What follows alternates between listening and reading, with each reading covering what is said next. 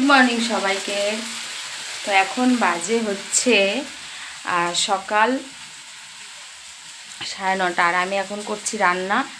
আর আজকে যেহেতু ভোট দিতে যাব তার জন্য সকাল থেকেই তোড়জোড় রান্নার জন্য ব্যস্ত। রান্না করব, তারপরে কাজবাজ টুকটাক সেরে তারপরে যাব হচ্ছে ভোট দিতে। আর আমার ভোট হচ্ছে বাপের বাড়িতে। তো তোমরা সবাই বেরিয়ে গেছো নিশ্চয়ই, অনেকেই ভোট দিতে। আর এখনও আমার যাওয়া হয়নি। আর তোমাদের দাদাভাই কিন্তু স্নান করে সকাল সকাল চলে গেছে। যেহেতু ছেলে মানুষ, ওদের কোনো কাজ নেই, ওরা সকালবেলায় একদম ফ্রি হয়ে যায়। কিন্তু আমরা ঘরের বউ, আমাদের তো কত কাজ থাকে, এগুলো করে তারপরে আমাদের যেতে হবে। তো ওইদিকে রান্না হচ্ছে কি, চলো তোমাদের সঙ্গে একটু শেয়ার করে নিই। আর আমার ব্লগে তোমাদের সকলকে স্বাগত। তো এখানে এই যে বসিয়ে দিয়েছি ভেন্ডি ভাজা, হ্যাঁ।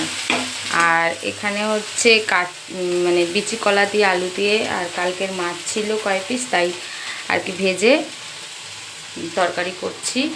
ওটা দেখালাম না, যেহেতু সদ্য সদ্য ঠেকেছি, পরে দেখাবো। তো চলো রান্নাটা করে তারপর আবার আসছি। তো আমি কিন্তু স্নান করে জামাটা পরে নিয়েছি, এখনও মাথা আঁচড়াইনি, মাথাটা আঁচড়াবো, সিঁদুর পরবো। তার আগে সব কাজ একবারে সব সেরে নিলাম, সেরে নিয়ে তোমাদের সামনে চলে আসলাম। দেখো হাতে স্লিপ করছে কোনটা। তো চলো এখন তাড়াতাড়ি করে রেডি হয়ে নিই। প্রায় বেজে গেছে 1:30, এখন রওনা দেব। বাবু গেছে স্নান করতে, চলো গুছিয়ে নিই।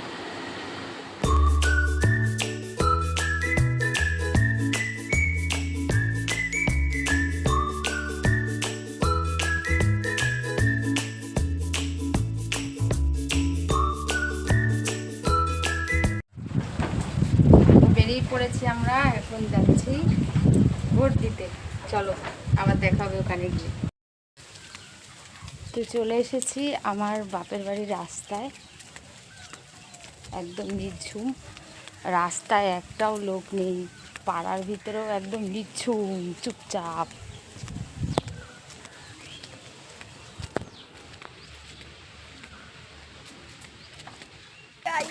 এটা কি আছে বাবা? তো এই বাবা। এরই মধ্যে কিন্তু আমি বাড়ি গিয়েছিলাম, বাড়ি থেকে বাবার কাছ থেকে স্লিপটা নিয়ে আসলাম। সেটা তোমাদের সঙ্গে দেখানো হলো না, যেহেতু অনেকটাই দেরি হয়ে গেছে আমার। আর বাবাও বকাবকি করছে, আর এদিকে বেজে গেছে কিন্তু 3:30।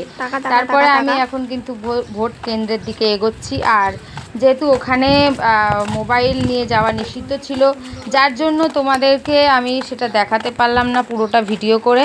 আর এদিকে ভাইজির কাছে আমি ফোনটা দিয়ে দিয়েছিলাম, আমি বলছি তুই একটু ভিডিও কর, তাই ওই কিন্তু আমার ভিডিও করে দিচ্ছিল। আর তারপরে কিন্তু আমি ভোটটা দিয়ে বেরিয়ে আসলাম। এই দেখো আমার ভোটটাও হয়ে গেছে। আর এখন আমি চলে যাব বাড়িতে। তো তারপর বাড়ি যাওয়ার পথে এই দেখো সুন্দর একটা জায়গা, আমাদের মানে খুব পুরনো স্মৃতি জড়িয়ে আছে এই জায়গাটার সাথে। আমরা ছোটোবেলায় স্কুলে যেতাম এই রাস্তাটা দিয়ে। তো আমরা ছোটোবেলায় যখন এই ব্রিজটা দিয়ে স্কুলে যেতাম তখন ওটা ছিল লোহার। তো এখন এত সুন্দর করেছে, মানে আমি ভাবতেও পারছি না। আমি অনেক বছর পরে এসে তো অবাক হয়ে গেছি। আর ওদিকে একটা কাঠের ব্রিজও করেছে, ওটাও আমি দেখলাম এই প্রথম। দেখো এদিকেও কিন্তু খুব সুন্দর পরিবেশ, দারুণ লাগছে। আর আমার দাদা এই যে দাঁড়িয়ে দাঁড়িয়ে দেখছে, আমি ভিডিও করছি, আর আমার ছেলে সেলফি তুলছিল। আমার সত্যি ভীষণ ভালো লাগছে, অনেক দিন পরে মানে পুরনো স্মৃতিগুলো মনে পড়ে যাচ্ছে। এই ব্রিজ পার হয়েই কিন্তু আমাদেরকে স্কুলে যেতে হতো। তো চলো, আর হাওয়া দিচ্ছে ভীষণ। তো দেখো তারপর বাড়ি এসে একটু রেস্ট করছিলাম, আর দাদা গেছিলো মাংস আনতে, এনে দিল। তাই এখন রান্না করব, তাই এখন সব আনাজ নিয়ে বসেছি কাটতে। পেঁয়াজ সব নিয়ে নিয়েছি, আর আদা সব এখন ছাড়াবো। তো চলো কেটে নিই, তারপরে আবার তোমাদের সামনে আসছি। তো মাংস, আদা রসুন এই দেখো পেস্ট করে নিয়েছি। আর আলু ভাজা, ঠিক আছে, আলুটাকে ভেজে নিচ্ছি।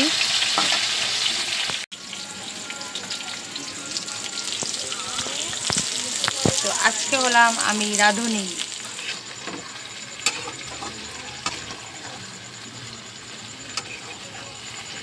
এখন কিন্তু মাংস কষানো চলছে।